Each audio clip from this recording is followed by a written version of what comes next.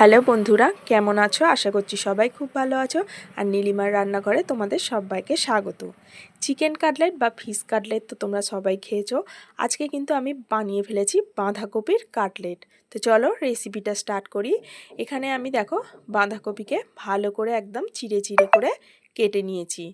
তো তারপর আমি এখানে একটা কাঁচা আলু নিয়েছি। এবার আলুটাকে গ্রেটারের সাহায্যে আমি গ্রেট করে নেব। তো এখানে দেখো গ্রেট করে নিয়েছি।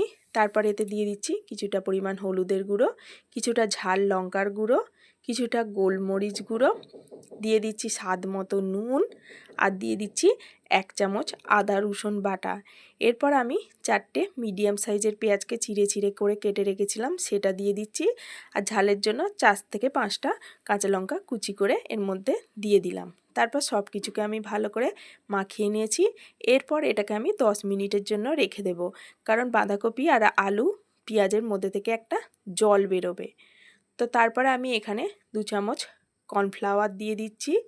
তারপরে দিয়ে দেব 4 চামচের মতো সুজি। তোমরা চাইলে চালের গুঁড়ি দিতে পারো, যেহেতু আমার কাছে এখন চালের গুঁড়ি নেই সেই জন্য আমি এখানে মুচমুচে করার জন্য 4 চামচ সুজি দিয়ে দিলাম।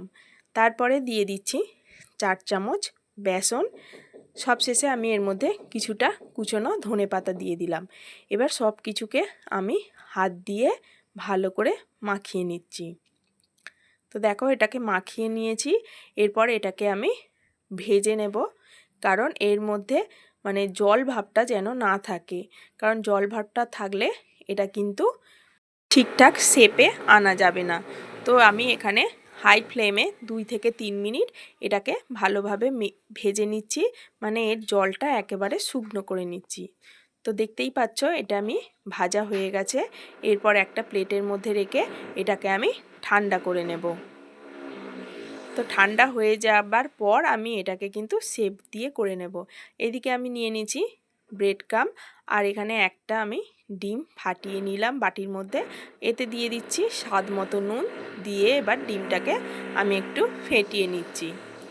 তো তারপরে আমি এই যে পুরটা করে রেখেছিলাম সেটাকে আমি এবার শেপে বানিয়ে নেব। প্রথমে আমি হাতে তেল মেখে নিয়েছি, তাতে করে হাতে কিন্তু এটা জড়িয়ে ধরবে না। এবার একটু চেপে চেপে এইভাবে করে নিতে হবে, নাহলে কিন্তু এটা ভেঙে যাবে। তো হাত দিয়ে এটাকে ঠিকঠাক শেপে নিয়ে আসতে হবে। তো দেখো কাটলেটের শেপে কিন্তু আমি করে নিয়েছি। এরপর এটাকে আমি ডিমটার মধ্যে চুবিয়ে ব্রেড ক্রাম্বে দিয়ে দিচ্ছি, দিয়ে চারপাশে আমি ব্রেড ক্রাম্বটা লাগিয়ে নিচ্ছি।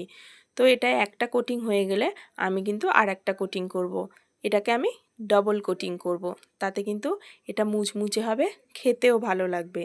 তো একবার কোটিং হয়ে গেছে, আর একবার আমি ডিমে চুবিয়ে এটাকে আবার ব্রেড ক্রাম্বের মধ্যে চারপাশ থেকে ভালো করে শেপ নিয়ে বানিয়ে নিয়েছি। তো দেখো রেডি হয়ে গেছে কিন্তু আমার এইগুলো ঠিকঠাকভাবে বানানো। এরপর আমি আর একটাও তোমাদের এইভাবে করে দেখিয়ে দিচ্ছি। তো ডিমে চুবিয়ে আবার আমি এটাকে ব্রেড ক্রাম্বে নিয়ে 2বার কোটিং করে নেব। তো এটাও রেডি হয়ে গেছে। এরপর এখানে আমি সব কটাই রেডি করে নিয়েছি।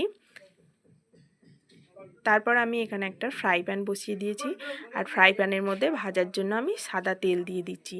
তেলটা গরম হয়ে যাবার পর একটা একটা করে পিস আমি এর মধ্যে ছেড়ে দিচ্ছি। এটাকে কিন্তু প্রথমে হাই ফ্লেমে রেখে তেলটা গরম হয়ে গেলে তারপর কিন্তু মিডিয়াম ফ্লেমে ভাজতে হবে, নাহলে ভিতরটা কিন্তু কাঁচা থেকে যাবে। তো এটাকে মিডিয়াম ফ্লেমে অন্তত 5 থেকে 7 মিনিট এপিট ওপিট করে ভালো করে ভেজে নিতে হবে। তো রেডি হয়ে গেছে, এইগুলো ভাজা হয়ে গেছে, তুলে নিচ্ছি। আবার একই প্রসেসে আরও 4টে আমি ভেজে নিয়েছি। তো এখানে দেখো সব কটা আমি ভেজে প্লেটের মধ্যে তুলে নিয়েছি। এবার এটাকে একটা সার্ভিং প্লেটের মধ্যে কিছুটা টমেটো সস আর স্যালাড দিয়ে তোমাদেরকে সার্ভ করে দেখালাম।